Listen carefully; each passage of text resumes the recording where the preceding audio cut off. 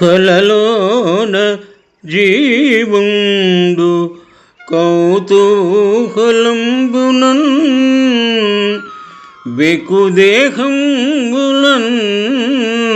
వేరువడసి ఇంద్రియంబుల వెంట ఎల్ల వృత్తంబులు వీక్షించి మరి తన్ను నెరుగు కరణి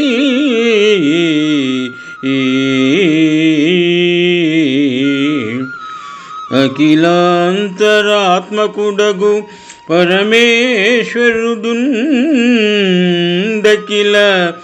జంతుల హృదయముల నుండి బుద్ధి వృత్తుల నెల్ల బోధియై వీక్షించు బంధభదుడుగాడు ప్రాభవమున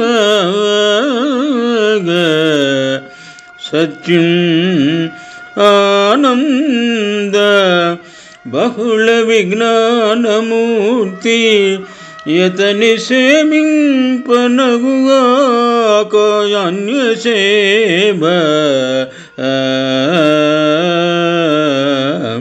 కలుగ నెరవు కైవల్య గౌరవములు పాయదెన్నడు సంసార బంధమది పాగ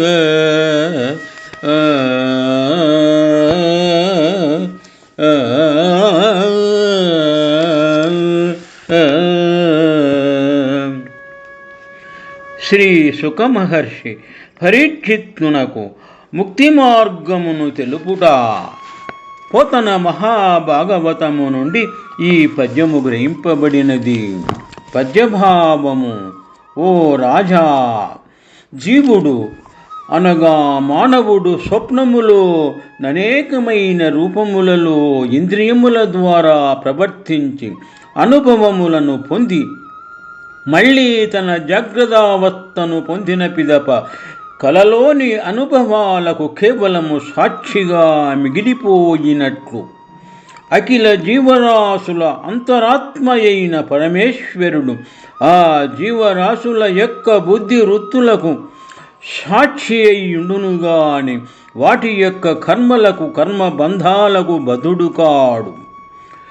సత్ చిత్ ఆనందమూర్తి అయిన అతనినే సేయింపవలయునుగాని ఇతర సేవల వలన మోక్షము సిద్ధింపదు, సంసార బంధము తొలగిపోదు అని శుకమహర్షి పరీక్షిన్ మహారాజునకు ఈ విధముగా ముక్తి మార్గము తెలిపినారు. కలలోన జీవుండు కౌతూహలంబునన్ బెకుదేహంబులన్ వేరువడసి ఇంద్రియంబుల వెంట ఎల్ల వృత్తంబులు వీక్షించి మరి తన్ను నెరుగు కరణి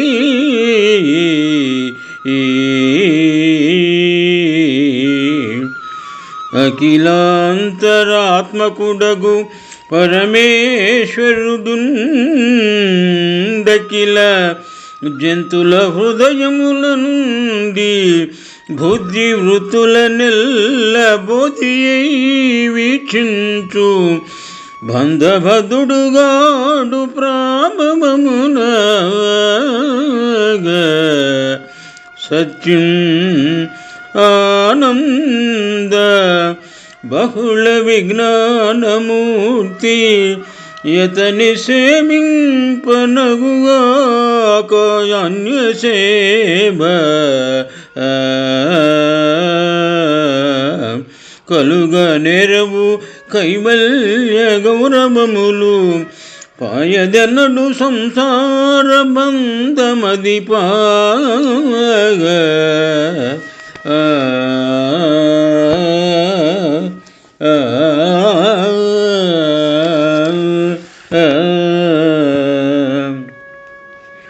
శ్రీ శుక మహర్షి పరీక్షిత్తునకు ముక్తి మార్గమును తెలుపుట. పోతన మహాభాగవతము నుండి ఈ పద్యము గ్రహింపబడినది.